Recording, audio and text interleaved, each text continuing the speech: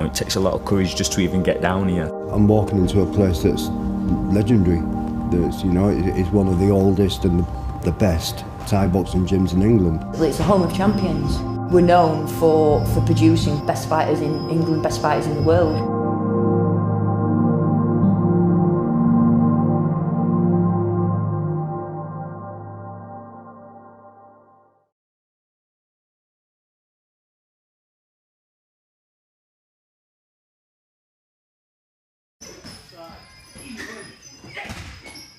There used to be this thing on telly, late night, early hours of the morning, called Now Is the Time, Night of Combat. And there was a gym on that I used to sort of follow and support people fighting from a gym called Wicker Camp. Just kind of got into it through being a young boy, wanting to do a different, different sport. When I first started, in lifestyle I was leading at the time, I'd got a reputation as being probably a bit of a fighter, whatever, a bit of a, I don't know, thug, if you like. Sometimes I felt like it was undeserved, this reputation I'd got. So Thai boxing, I thought it challenged me more than any other. I was getting fit, doing some running and other bits and pieces, and I met this lass who was at a gym and she was wearing Thai boxing shorts. And I asked her, do you do Thai boxing? She said, yeah, I train at Wicker Camp. And I couldn't believe it. I was like, what? The legendary Wicker Camp, and she went, no, will you take me? And she said, yeah, and she brought me down. And I couldn't believe that I was walking into this place. It's like, I've seen this place on telly. It's a legendary gym. It's one of the oldest gyms, the best gyms in England. The first time I came to Wicker Camp, came down, and I can remember the first technique I ever learned, it was clinch knee. And that was it, basically. I just fell in love with it. It was just so hands-on. It was more than, it was so different to karate or taekwondo. It was just so hands-on, and I just thought, this is awesome, this is really what I need right now in my life.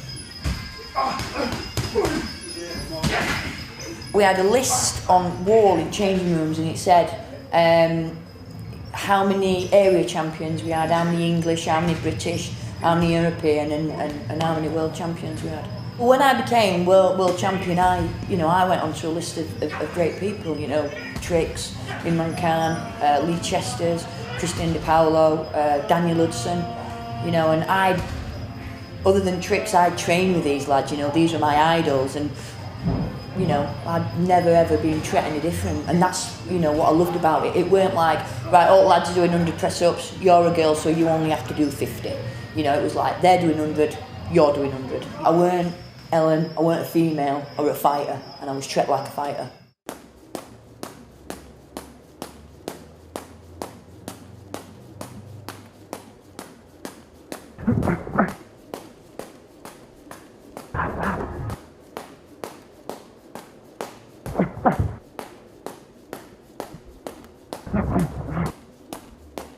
This gym had a massive reputation, and you feel so honoured to put that robe on, and when you walk to that ring and you stood there and, you do your round Moy and you're representing Wicker Camp, the feeling that you get is, phenomenal. There was never any doubt in my mind that I wanted to fight for anybody else, I was totally loyal to this club.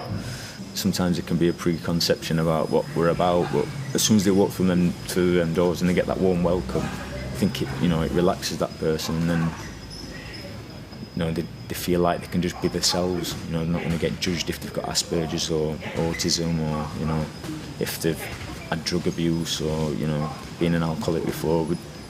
It's not about the past really, or what they're going through. It's about trying to make them into something what they want to be. So I started Thai boxing. I actually had a relapse and went back on heroin. I owe my recovery to Wicker Camp as much as what I do the rehab.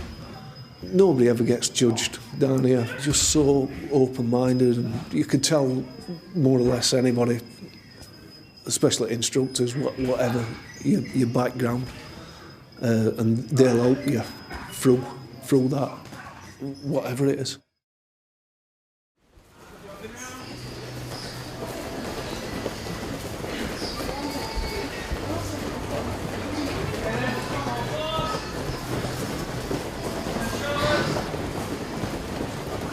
I got my sinus fractured. Banging shins up, odd black eye, I've been put down a few times, been wobbled. I had surgery on my shoulder which put me out for like 2.5 years. A good hard solid leg kick, if you get it right, if you hit them in the right place, it's going to upset most people. Leg kicks are devastatingly hard.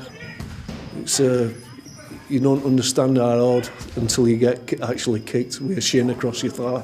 Clinch is always good as well. If you get a bit too close to somebody, getting the knee up into the clinch, you know, up into the rib at the side, that'll drop most people who aren't total conditioned. If you're blocking all the time with your legs, you're going to get kicked in the face. There's always an opening, and it's super tough. It's such an honest sport in that way. A proportion of it is instinct, you know. You see a target without even knowing that there's a target there. So, you know, your opponent might have his weight on his front leg, and you know he can't block that kick if you throw it. But you don't think, oh, his weight's on his front leg, I need to throw that kick. You just throw it because you know you've probably done it thousands of times. You just know, you know how it goes and what to do and when to do it. In the ring, you're trying to figure out what their weaknesses are, what they don't like, so you can exploit it. And you know, it's that many variations of variables in Thai boxing. It's difficult to have one rule for everyone. You just got to learn to adapt and be versatile. I think, you know, in a fight, very important. That, I find.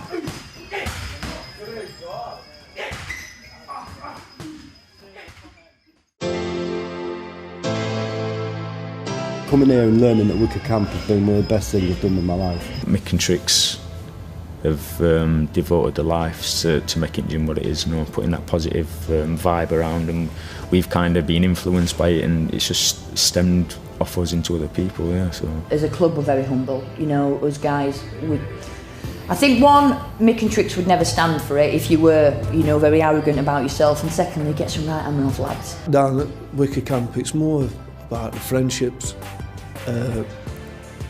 Our people are down here. Just so open-minded and whatever your background. It's like a family, it's like a community place, and you come in and you might be a little bit nervous and whatever, but you get to know people, you get to know the instructors, you're all treated well, and you become part of the family.